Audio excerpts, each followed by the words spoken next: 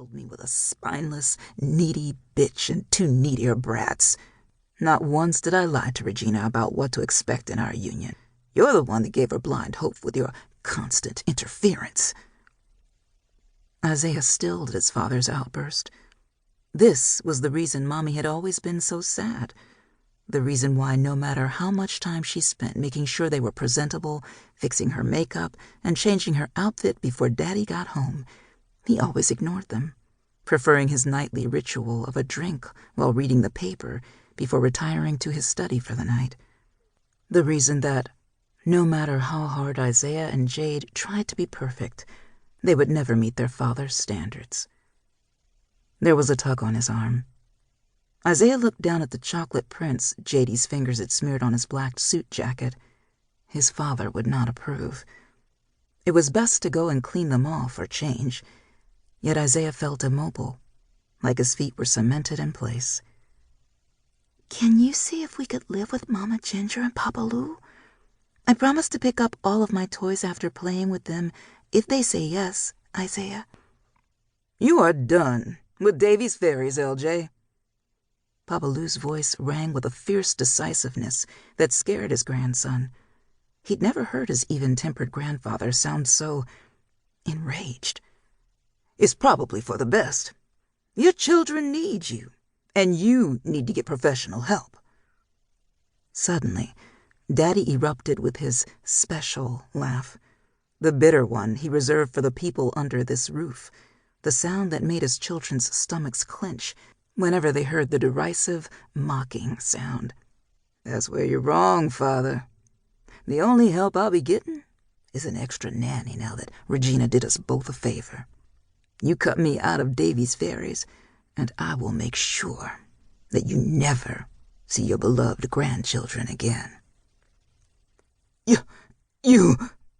Luther Sr. was so furious that he was choking on his words, could scarcely get them out. Concerned, Isaiah slowly rose to his feet. He ignored Jade's questioning look. "What's wrong?" she ventured. "Shh," he said absently, concentrating on the closed door. Isaiah inched closer to it, listening hard. "You dare to threaten us! You have the audacity to—" There was a muffled, gurgling sound, then a loud thump. It was followed by Mama Ginger's panicked scream. "Luther! LJ! Don't just stand there! Call 911!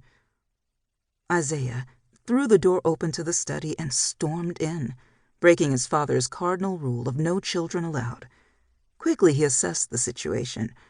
Mama Ginger was kneeling, hovering over Papa Lou's prone body. Meanwhile, his father was staring down at his parents in a resentful trance. "No, please, don't leave me, darling," Ginger begged, patting her husband's cheek vigorously. "Luther!" When she received no response from her husband, her head lifted, and she shouted at her unmoving son, "LJ, do something, damn it! He's your father!" Isaiah grabbed the cordless phone from the desk and dialed 911. Behind him, his sister came to the doorway and peeked in. "Papa Lou!" she exclaimed, running to be by their grandfather's side. Jade dropped to her knees next to their grandmother, bent her head, and began to pray. "Dear God, please help Papa." Isaiah was distracted by the emergency operator. 911, what is your emergency? There's been an accident. My grandfather isn't moving."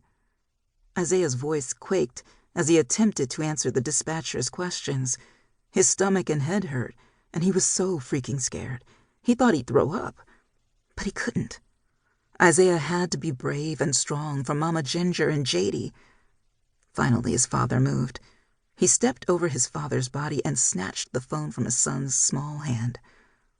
The look of betrayal in his father's eyes as he glared at him curdled Isaiah's blood. With dawning horror, he understood that his father hadn't wanted to help Papa Lou. He'd wanted his own father to die. The realization chilled his son to his jangling bones. Isaiah raced over to Mama Ginger and pushed her out of the way. He loosened Papa's tie and performed the CPR techniques he'd learned at summer camp last.